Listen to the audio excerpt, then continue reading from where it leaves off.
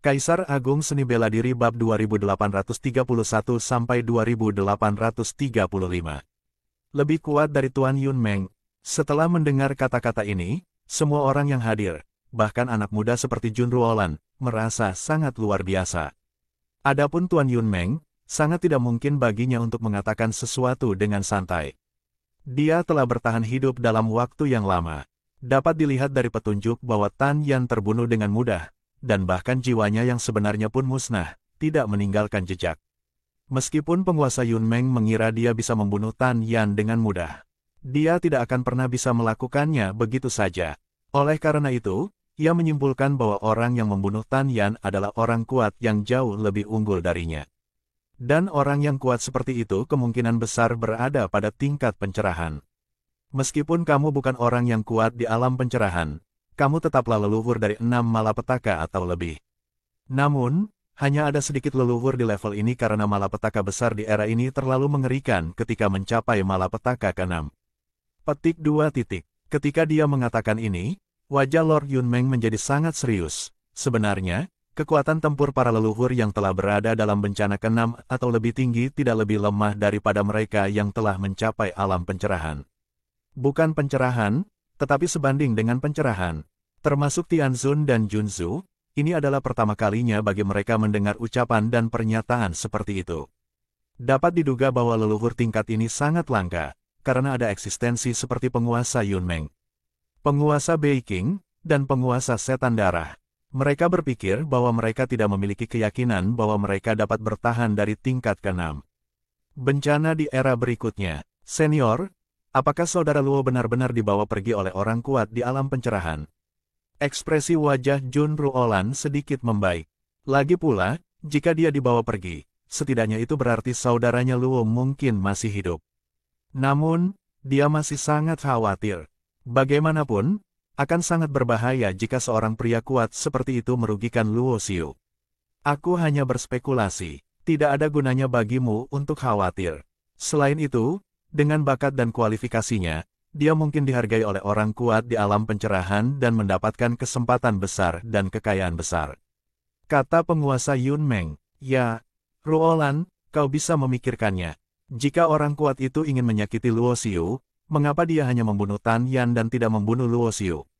Junzu pun berkata menghibur, jadi orang kuat itu pasti punya maksud tertentu saat membawa Luo Xiu pergi. Petik 2. Itu masuk akal. Mungkin alasan mengapa orang yang tercerahkan membunuh Tan Yan adalah untuk menyelamatkan Luo Xiu. Tianzun juga berkata bersamaan dengannya.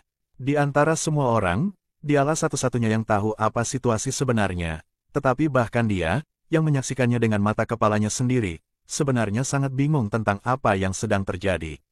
Semuanya terlalu aneh dan tidak dapat diprediksi. Setelah mengatakan ini, Tianzun mengalihkan topik pembicaraan. Dia menatap Lord Yun Meng dan bertanya, Tuan, apa hasil pertarunganmu dengan Lord Bei Qing? Setelah 3 juta tahun mengasingkan diri, kekuatannya tidak banyak meningkat. Dapat dikatakan bahwa tidak ada perbedaan antara kemenangan dan kekalahan. Penguasa Yun Meng berkata dengan tenang, Penatuan Ning, saya sangat terkejut. Tidak lama setelah Anda menerobos ke tingkat ke-12 alam pembuktian Dao, Anda benar-benar dapat melawan 5 tetua sekte Bei Qing Dao sendirian. Di masa depan, pencapaian Anda pasti lebih tinggi dari saya. Petik 2. Ketua sekte sangat memuji, aku hanya beruntung. Tianzun berkata dengan rendah hati. Ayo, kita kembali ke Gunung Yun Meng dulu, kata penguasa Yun Meng. Tidak lama setelah penguasa Yun Meng, Tianzun dan yang lainnya pergi. Sekelompok orang dari Bei Qing Daomen datang ke sini dan melihat tubuh Tan Yan. Penguasa Bei Qing adalah seorang pria yang mengenakan gaun biru, dengan penampilan biasa dan tidak ada ekspresi di wajahnya.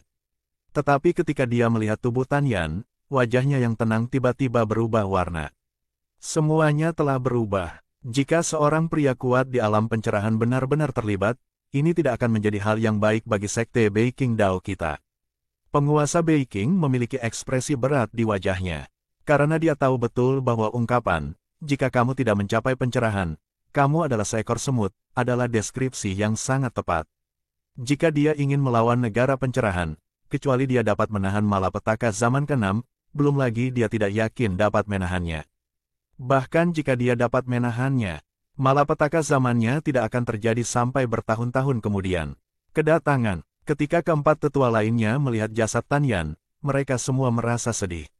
Melihat penguasa Beiqing berbicara sendiri, mereka tidak berani menyela dengan santai. Tiba-tiba, penguasa Beiqing perlahan berbalik, melirik keempat tetua, wajahnya kembali tenang seperti sedia kala, dan berkata dengan tenang, "Setelah kalian kembali, segera bersiap untuk menjelajahi reruntuhan kuno. Akan ada kekuatan lain dan kita bersaing dan tidak ada ruang untuk kegagalan." Petik 2. Selama aku mendapatkan benih Tao dari reruntuhan, aku akan memiliki peluang besar untuk menjadi seorang Tao. Bahkan jika aku menghadapi alam pencerahan lainnya, aku tidak akan takut. Ya, keempat tetua itu menanggapi satu demi satu.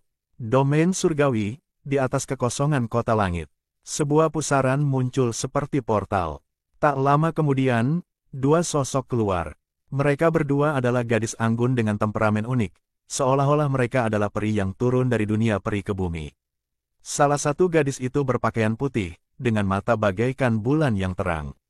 Gadis lainnya mengenakan gaun biru, dia pendiam dan anggun, bulu matanya sangat panjang, penampilannya sangat cantik, dan dia benar-benar menakjubkan. "Kakak Yue, kamu tidak mau tidur lagi? Kenapa kamu menyeretku keluar lagi?"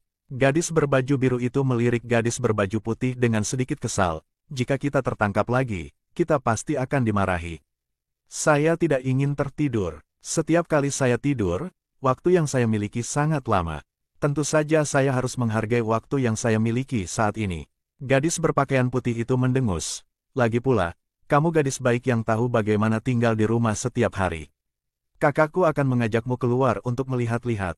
Siapa yang berani kembali dan memarahimu? Aku yang membawamu ke sini, tapi aku ingin mengenalkanmu pada kakakku," kata gadis berbaju putih itu. "Apakah dia saudara laki-laki yang terakhir kali ditemui adikku di alam baka?" Mata gadis berbaju biru itu berbinar, dan dia tampak penasaran. "Ya, ngomong-ngomong, aku sudah lama tidak bertemu dengan kakakku. Keluargaku sudah mempersiapkan tidurku. Kuharap aku bisa bertemu lagi dengan kakakku sebelum tidur terakhirku." Gadis berpakaian putih itu mendesah. "Kakak, jangan bersedih. Aku yakin masalah tidurmu akan teratasi cepat atau lambat." Gadis bergaun biru itu segera menghiburnya. Faktanya, gadis yang memakai gaun biru jauh lebih muda daripada gadis yang memakai gaun putih. Lagi pula, gadis berpakaian putih harus tidur lama di setiap era kekacauan. Dan tahun-tahun yang dia tiduri adalah beberapa era kekacauan. Dan identitas gadis berbaju putih ini tentu saja Gu Yue. Kali ini dia meminjam harta rahasia itu untuk pergi diam-diam ke alam berikutnya, hanya untuk melihat Luo Xiu untuk terakhir kalinya. Karena begitu dia tertidur, segalanya akan berubah setelah kekacauan yang panjang, dan dia tidak tahu apakah dia akan mempunyai kesempatan untuk bertemu kembali dengan kakaknya di masa mendatang. Itu semacam dukungan emosional. Kakak kandungnya telah jatuh dan tidak ada lagi. Dia merasakan aura yang familiar dari tubuh Luo Xiu hampir kabur dan terlupakan dalam ingatannya, jadi dia menganggap Luo Xiu sebagai saudaranya untuk mengungkapkan perasaan di dalam hatinya. Seiring berjalannya waktu, mereka semakin akrab, dan perlahan-lahan dia mulai menganggap Luo Xiu sebagai saudaranya. Dia juga berharap memiliki saudara laki-laki yang bisa menjaga dirinya sendiri, mencintai dirinya sendiri, melindungi dirinya sendiri, dan mencintai dirinya sendiri. Konferensi Dao tanpa akhir, Gu Yue dan gadis berbaju biru memasuki kota langit. Kedua gadis yang bagaikan mimpi itu berjalan di jalanan kota langit dan mendengar banyak komentar tentang konferensi Dao tanpa akhir. "Sayang sekali saudaraku sudah tidak ada di sini lagi. Ayo kita pergi ke alam Dewa Beiqing. Aku tahu tempat itu." Setelah mengetahui bahwa konferensi Taoisme tanpa akhir diadakan bukan di kota langit, melainkan di wilayah ilahi Beiqing, Gu Yue tidak sabar untuk segera bergegas ke sana. Alam ilahi Beiqing, di manakah tempat itu? Gadis bergaun biru itu sangat bingung, karena dia jarang keluar di dunia Tao, dan dia tidak tahu apapun tentang tempat-tempat di alam tanpa akhir. Itu adalah wilayah yang berbatasan dengan alam Dao dan ujung tak berujung. "Ada beberapa kekuatan kecil yang tidak biasa di sana," kata Gu Yue tidak setuju. "Alam ilahi Beiqing hanyalah sebagian kecil dari tepi alam Tao. Seluruh tepi alam Tao disebut alam Dao, yang berarti belum menjadi alam Tao yang sebenarnya. Di alam Tao, beberapa kekuatan kecil di tingkat terendah di dunia Tao sedang aktif, seperti Beiqing Daomen, Gunung Yunmeng, gunung setan darah dan seterusnya. Pada saat yang sama, di tempat lain di alam Daksu, ada sebuah kota bernama Kota Liukong. Di Kota Liukong, ada sebuah keluarga bernama Keluarga Liu. Di sebuah kamar di Keluarga Liu, ada sesosok tubuh yang sedang berbaring di tempat tidur, dan jari-jarinya tiba-tiba gemetar 2 kali. Aku, di mana ini? Lelaki yang terbaring di tempat tidur itu terbangun perlahan. Dengan kebingungan mendalam di matanya. Mencicit. Pada saat itu, pintu ruangan didorong terbuka, dan seorang wanita yang berpenampilan seperti gadis masuk ke dalam. Kamu akhirnya bangun. Gadis itu mengenakan gaun, dengan sosok yang murni dan cantik, dan matanya tampak hidup. Sekilas, dia tampak seperti wanita yang sangat spiritual, seperti peri. Permisi, Anda siapa? Luo Xiu duduk dari tempat tidur, merasa sangat pusing. Dia menatap gadis di depannya dengan bingung, mencoba mencari tahu apa yang terjadi dan mengapa dia berbaring di tempat ini. Namaku Liu Yer. Aku menemukanmu dalam keadaan koma dan membawamu kembali. Konon, kau telah koma selama 10 tahun. Gadis itu berkata sambil tersenyum. Apa? Kamu bilang 10 tahun? Mata Luo Xiu membelalak. Dia tidak menyangka bahwa dia sudah tidak sadarkan diri selama ini. Meskipun bagi seorang pendeta setingkat dia, jika dia dengan santai memahami aturan jalan besar, 10 tahun akan berlalu seperti sekejap mata. Tetapi 10 tahun adalah waktu yang cukup untuk terjadinya begitu banyak hal. Pada saat yang sama, beberapa bagian kenangan muncul di benak Luo Xiu. Dia mengingat kembali kekuatan jiwa yang terpancar dari tablet penekan jiwa yang menguasai tubuhnya. Kemudian, ia mati-matian bertarung dengan pihak lain untuk mengendalikan tubuhnya, dan akhirnya jatuh koma karena kelelahan. Tetapi dia tidak pernah menyangka bahwa dia akan tiba-tiba koma selama 10 tahun. Nona Liu, bisakah Anda memberitahu saya apa yang terjadi sebelum saya koma? Luo Xiu segera menenangkan diri dan bertanya dengan sabar kepada wanita di depannya. Aku tidak tahu tentang ini. Kau jatuh dari langit dan langsung jatuh ke sungai di samping keluarga itu. Lalu aku menyelamatkanmu dan menemukan bahwa kau tidak mati, hanya pingsan, jadi aku menempatkanmu di sini. Tapi kamu benar-benar hebat, kamu benar-benar terbangun setelah koma selama 10 tahun. Kota Liukong, Luo Xiu tercengang. Dia belum pernah mendengar tentang tempat ini. Ya, Kota Liukong di alam Daosu, tempatmu tinggal sekarang adalah keluarga Liu kami. Liu Yer mengangguk. Ngomong-ngomong, sekarang kamu sudah bangun, siapa kamu? Nama saya Luo Xiu. Luo Xiu berkata perlahan, terima kasih telah menyelamatkanku. Aku hanya mengantarmu pulang dengan santai, tidak perlu bersikap sopan. Liu Yer melambaikan tangannya dan berkata, meskipun dia seorang wanita, dia memberikan kesan yang sangat murah hati kepada orang-orang. Meskipun kamu sudah bangun, tubuhmu tampaknya agak lemah, jadi sebaiknya kamu beristirahat dengan baik, kata Liu Yer, lalu berbalik dan pergi. Tampak sangat cakap. Luo Xiu adalah satu-satunya yang tersisa di ruangan itu. Kesadarannya segera memasuki lautan kesadarannya sendiri. Segala sesuatu di lautan kesadarannya sama seperti sebelumnya. Dantiannya juga masih utuh seperti sebelumnya. Dia ingat bahwa Tan Yan telah menembus dantiannya, tetapi lukanya sudah tidak ada lagi. Keluarlah, kurasa kita harus bicara. Kesadaran jiwa Luo Xiu muncul di lautan kesadaran, menatap monumen penekan jiwa di sebelah merek tertua. Meskipun monumen penekan jiwa ini agak tidak lengkap, ada jiwa yang menakutkan dan kuat tersembunyi di dalamnya. Meskipun pecahan ingatannya sangat samar, Luo Xiu tahu bahwa keberadaan di monumen penekan jiwa itulah yang menguasai tubuhnya dan membunuh Tan Yan dengan mudah. Itulah leluhur 12 alam pencerahan. Namun dia tetap saja terinjak-injak sampai mati begitu saja, bagaikan semut yang tak berarti. Akan tetapi tidak ada reaksi atau tanggapan dari plakat peringatan tersebut. Pada saat yang sama, Luo Xiu melihat 2 batu aneh yang tidak diketahui asal-usulnya menekan monumen penekan roh. Hal ini tiba-tiba mengingatkan Luo Xiu bahwa pernah ada konflik antara batu aneh Tianyun dan monumen penekan jiwa, yang kemudian diselesaikan dan dinetralisir oleh nafas merek paling kuno. Sekarang, garis-garis misterius muncul di batu Tianyun. Garis-garis ini mengandung aura khusus, yang membuat monumen penekan jiwa kembali seperti biasa.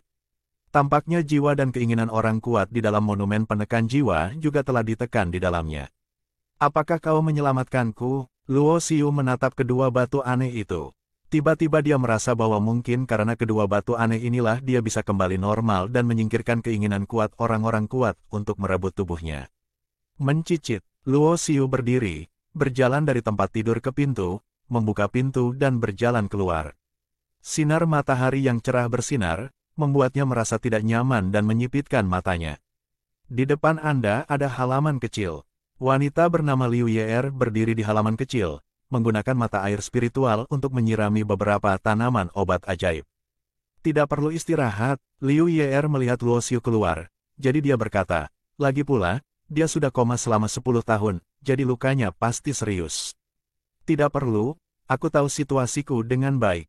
Luo Xiu tersenyum dan menggelengkan kepalanya, aku ingin tahu apakah Nona Liu tahu tentang sekte Beijing Dao. Daomen Beijing. Kau berbicara tentang salah satu dari 3 kekuatan utama di utara alam Daksu, kan? Aku pernah mendengar tentang tempat itu.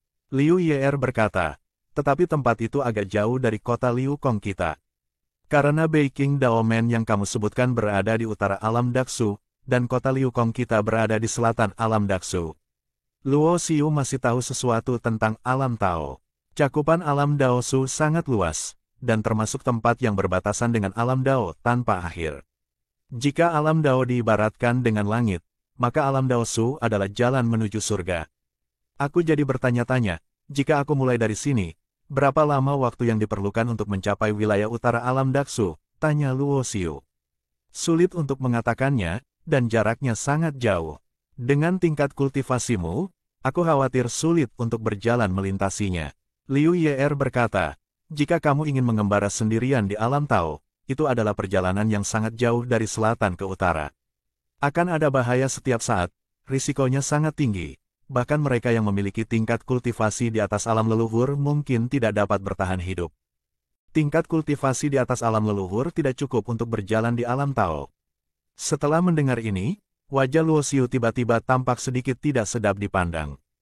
Karena dia tahu betul bahwa kultivasinya dan kekuatannya masih jauh tertinggal dibandingkan dengan alam leluhur.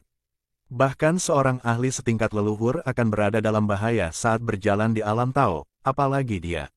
Artinya, tidak mungkin baginya untuk pergi ke Gunung Yunmeng sekarang, dan dia perlu mencari cara dan sarana lain. Nona, keluarga Lu ada di sini.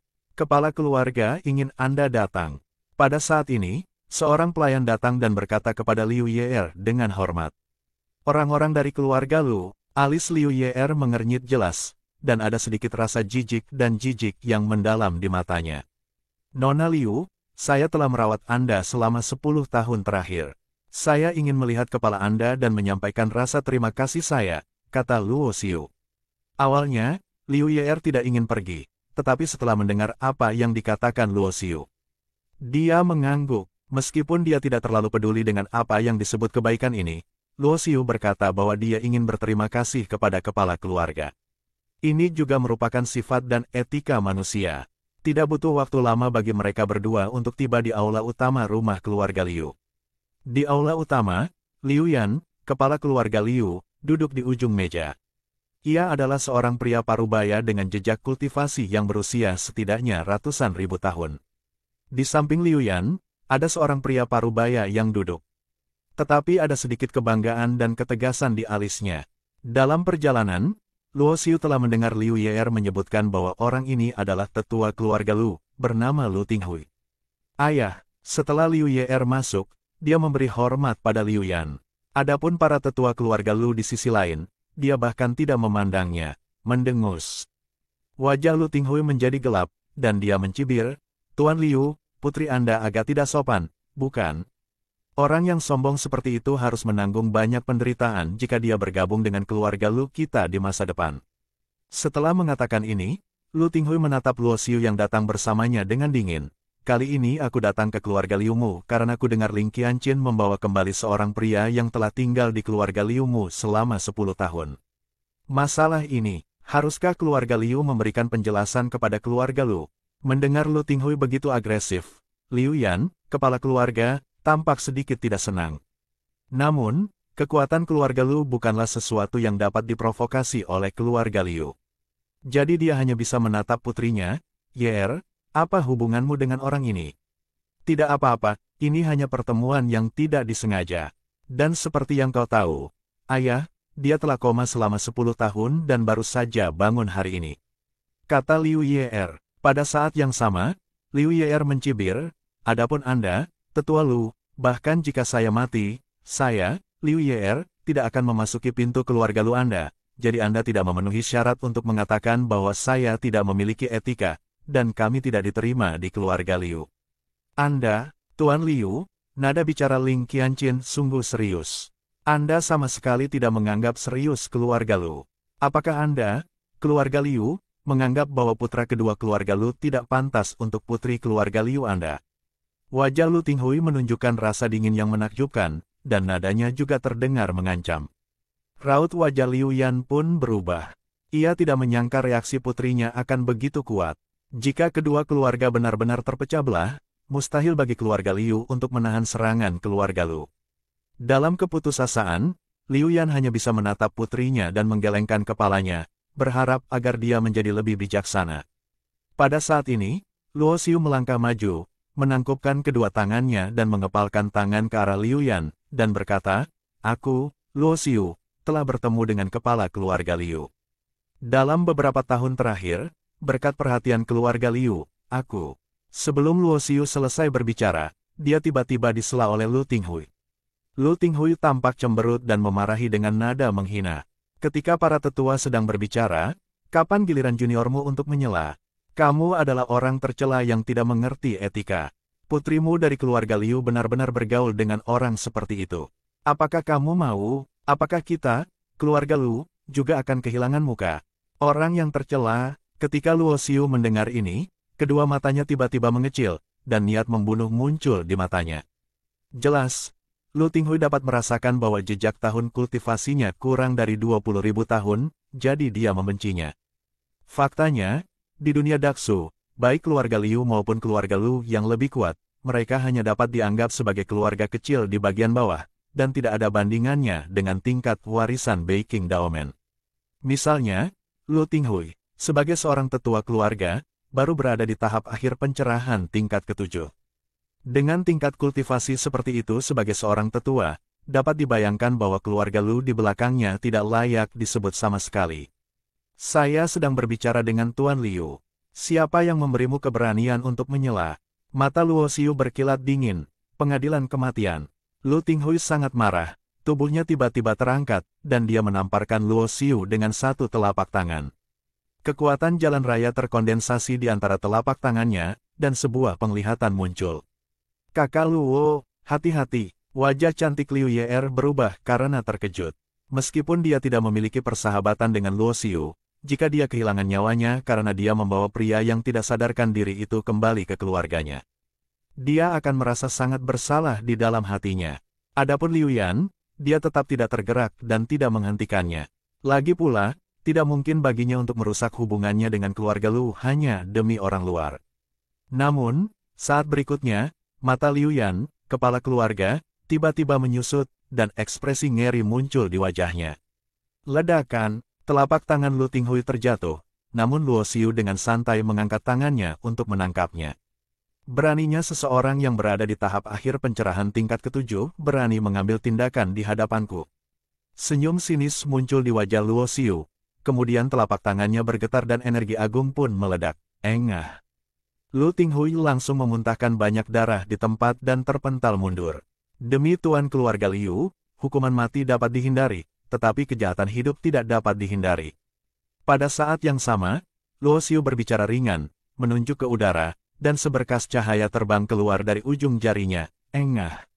Sinar cahaya ini menembus tubuh Lu Tinghui, dan aura kekuatan Dao dan fluktuasi Dao yang memenuhi tubuhnya langsung jatuh dan menghilang tanpa jejak. Berhenti. Liu Yan terkejut dan pucat, dia dengan cepat melesat dan bergegas menuju Luo Xiu. Adapun Liu Ye'er, dia benar-benar terkejut dengan pemandangan ini. Dia tidak pernah berpikir dari awal hingga akhir bahwa Luo Xiu ini dapat dengan mudah menghancurkan seorang tetua keluarga Lu. Meskipun dikatakan bahwa Raja Leluhur Agung di tahap akhir pencerahan tingkat ke-7 tidak ada apa-apanya di alam Daosu. Namun bagi keluarga kecil seperti keluarga Liu dan keluarga Lu, mereka sudah sangat berkuasa. Dan perkembangan masalah tersebut semakin meningkat, dan bahkan ayahnya mengambil tindakan. Tuan Liu, Jangan membuat kesalahan apapun. Luo Xiu melambaikan lengan bajunya, dan gelombang energi meledak keluar, seolah-olah sebuah dunia telah berevolusi, memisahkannya dari Liu Yan. Ledakan. Semua serangan Liu Yan diblokir dan tidak dapat melukai Luo Xiu sama sekali, dan dia sendiri terlempar ke belakang dan jatuh ke tempat duduknya. Hal ini menyebabkan senyum kecut muncul di wajah Liu Yan. Karena kultivasi dan kekuatan pemuda yang dibawa oleh putrinya Liu Yir ini sangat mengerikan. Kamu, siapa kamu? Lu Tinghui menatap Luo Xiu dengan tatapan penuh kebencian. Apakah kamu akan menjadi musuh keluarga Lu? Apakah keluarga Lu-mu kuat? Luo Xiu mencibir dengan nada menghina. Aku jamin, kalau kamu berani ngomong lagi, kamu pasti mati. Pupil mata Lu Tinghui tiba-tiba membesar dan dia membuka mulutnya. Tetapi pada akhirnya dia tidak berani mengatakan sepatah kata pun, karena niat membunuh sudah merasuki pihak lain dan dia tidak berniat bercanda dengannya. Adapun Liu Yan saat ini, kepala keluarga Liu, dia hanya bisa tersenyum pahit dan tetap diam. Karena dia tahu betul bahwa di hadapan orang yang benar-benar berkuasa, dirinya, yang disebut sebagai kepala keluarga Liu, tidak ada bedanya dengan seekor semut. Jika pihak lain ingin membunuhnya, bahkan jika mereka menggunakan seluruh kekuatan keluarga, mereka tidak akan mampu bersaing dengannya. Tuan Liu, saya telah dirawat oleh keluarga Liu selama beberapa tahun terakhir. Lagi pula, jika Nona Liu tidak membawa saya kembali, tidak ada yang bisa meramalkan apa yang akan terjadi setelah 10 tahun koma. Luo Xiu berkata dengan nada yang sangat tulus. Meskipun Liu Yan juga mengambil tindakan terhadapnya, kebaikan Liu Yer kepadanya memungkinkan dia mengabaikan masalah tersebut sepenuhnya. Liu Yer tercengang. Dia tidak menyangka bahwa dia baru saja menyelamatkan orang biasa, tetapi ternyata dia adalah seorang guru yang sangat kuat. Sebagai balasannya, jika kamu membutuhkan bantuanku dalam masalah apapun antara keluarga Liu dan keluarga Lu, jangan ragu untuk bertanya, kata Luo Xiu. Guru, apakah Anda serius? Pada saat ini, Liu Yan juga memanggil Luo Xiu sebagai tuan muda, yang menunjukkan bahwa sikapnya juga sangat berubah setelah mengetahui kekuatan Luo Xiu. Tentu saja aku menganggapnya serius. Luo Xiu mengangguk. Setelah mendengar ini, Liu Yan menarik napas dalam-dalam dan menceritakan kepadanya tentang situasinya saat ini. Ternyata itu sudah berlalu. Ada 3 keluarga besar di kota Liu Kong, yaitu keluarga Liu, keluarga Lu, dan keluarga Chen. Selama jutaan tahun terakhir, keluarga pertama di kota Liu Kong adalah keluarga Liu. Namun, lebih dari 1 juta tahun yang lalu, 3 tetua keluarga Liu meninggal di luar. Tidak ada berita, dan mereka bahkan tidak tahu bagaimana mereka meninggal. Kemudian, kepala keluarga sebelumnya, Liu Chen, pergi menanyakan masalah ini, tetapi dia juga tidak pernah kembali. Kehilangan 4 tuan berturut-turut telah menghancurkan keluarga Liu. Namun, dalam ratusan ribu tahun terakhir, kekuatan keluarga Lu meningkat pesat dan telah menjadi keluarga nomor 1 di kota Liu Kong, menekan keluarga Liu dan keluarga Chen hingga mereka hampir tidak dapat mengangkat kepala mereka tinggi-tinggi. Semua ini hanya karena keluarga Lu sekarang memiliki 3 leluhur hebat yang telah mencapai tingkat pencerahan ke-9. Di masa lalu, kepala keluarga Liu sebelumnya juga berada di tingkat pencerahan ke-9, dan 3 tetua yang jatuh juga berada di tingkat ke-8. Namun, sekarang warisan itu telah sampai ke generasi Liu Yan. Hanya ada 2 tetua dari generasi yang lebih tua yang telah mencapai pencerahan tingkat ke-8. Dia, kepala keluarga, hanya memiliki tingkat kultivasi puncak pencerahan tingkat ke-7. Karena itu, keluarga Lu berani menindas keluarga Liu seperti ini dan ingin putri keluarga Liu menikahi putra kedua keluarga Lu sebagai selir. Jika tidak, keluarga Lu akan berperang melawan keluarga Liu dan mengusir keluarga Liu sepenuhnya dari kota Liu Kong. Mengenai masalah ini, Liu Yan juga tidak berdaya. Tetapi bagaimanapun juga, ini melibatkan hidup dan mati seluruh keluarga, jadi dia hanya bisa memilih untuk berkompromi. Namun karakter Liu Yer sangat keras kepala, dan dia lebih baik mati daripada menurut. Hal ini selalu menjadi masalah bagi Liu Yan. Belakangan ini, keluarga Lu menjadi semakin mendesak. Dan Liu Yan menceritakan masalah ini sekarang, berharap dapat menggunakan kekuatan Luo Xiu untuk membantu keluarga Liu menyelesaikan krisis ini. Tuan Liu, Anda mengatakan bahwa keluarga Lu memiliki total 3 raja leluhur agung yang telah mencapai tingkat pencerahan ke-9. Jadi, apakah ada orang kuat di keluarga Lu yang berada di tingkat leluhur? Tanya Luo Xiu. Meskipun tingkat alam Daksu lebih tinggi dari Wu Wu, orang-orang kuat di alam leluhur bukan hanya kubis di jalan. Tentu saja, keluarga kecil di tempat kecil seperti kita di kota Liu Kong tidak memiliki biksu di atas alam leluhur. Liu Yan berkata perlahan, namun, tetua yang paling berkuasa di keluarga Lu dikatakan telah mencapai tahap akhir pencerahan tingkat ke-9. Berbicara tentang ini, Liu Yan melirik Luo Xiu dan merasa tidak yakin. Bagaimanapun, Luo Xiu terlihat terlalu muda dan baru berlatih kurang dari 20.000 tahun. Bahkan para jenius yang mewarisi peringkat teratas di alam Dao Su tidak dapat melawan Raja Leluhur Agung di tingkat ke-9 alam pembuktian Dao. Karena Liu Yan telah mendengar bahwa para jenius dari kekuatan besar harus berlatih setidaknya 70.000 hingga 80.000 tahun sebelum mereka dapat mencapai pencerahan tingkat ke-9.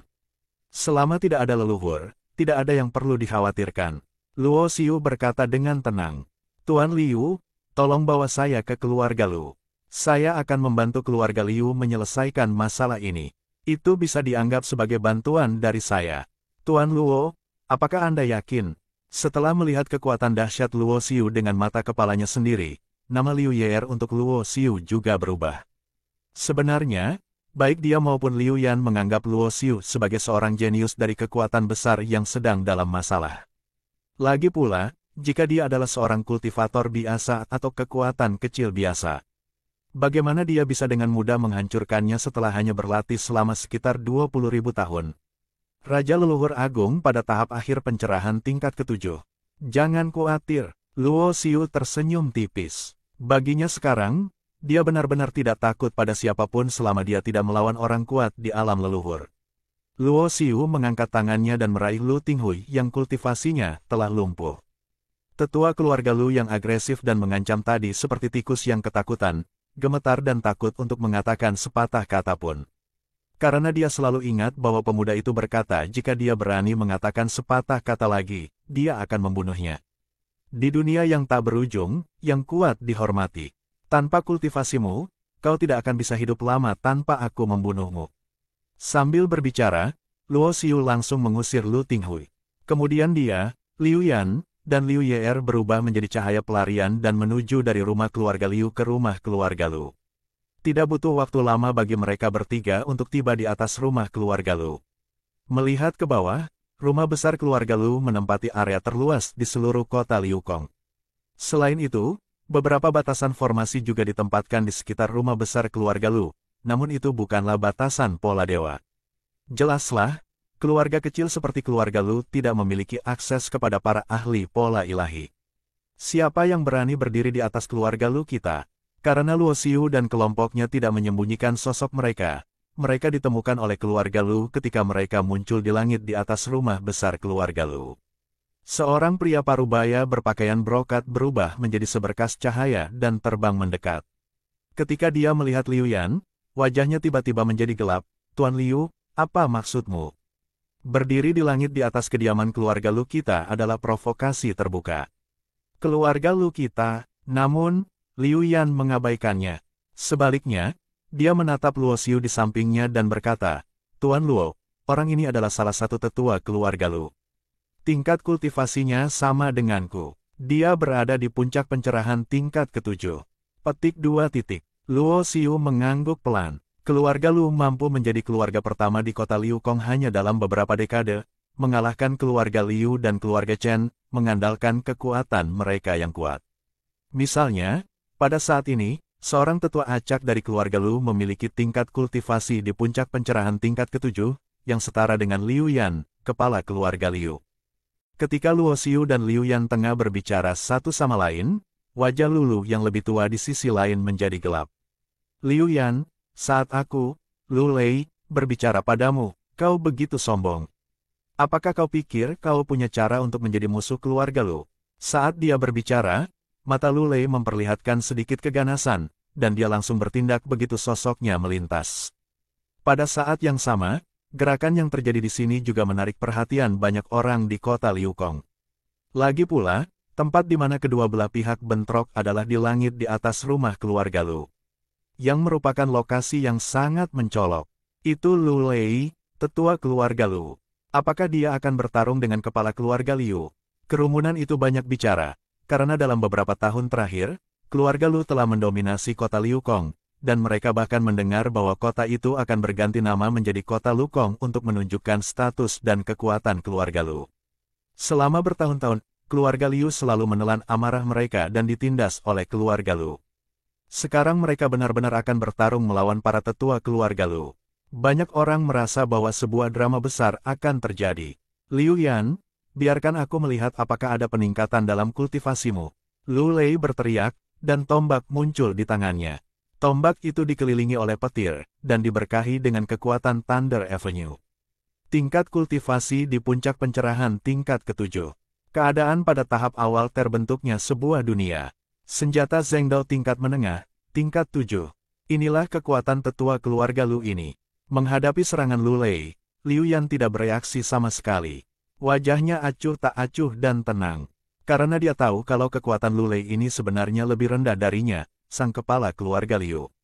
Dan dia, kepala keluarga Liu, jauh lebih rendah dari lawan Luo Xiu. Jadi jika Lu Lei ini berani bertindak tanpa mengetahuinya, dia sama saja mencari kematian. Tuan Luo, tolong. Tiba-tiba, menghadapi serangan kekuatan penuh Lu Lei, Liu Yan dengan hormat memberi hormat kepada pemuda berpakaian hitam di sebelahnya sambil mengepal tangan. Adegan ini mengejutkan dan membingungkan semua orang. Pada saat ini, pemuda berpakaian hitam itu melangkah maju, mengangkat tangannya dan meraih tombak yang terbungkus petir di tangan Lu Lei. Kiang, terdengar suara seperti benturan besi dan batu. Petir yang menyambar tombak itu pun menghilang tanpa jejak dalam sekejap.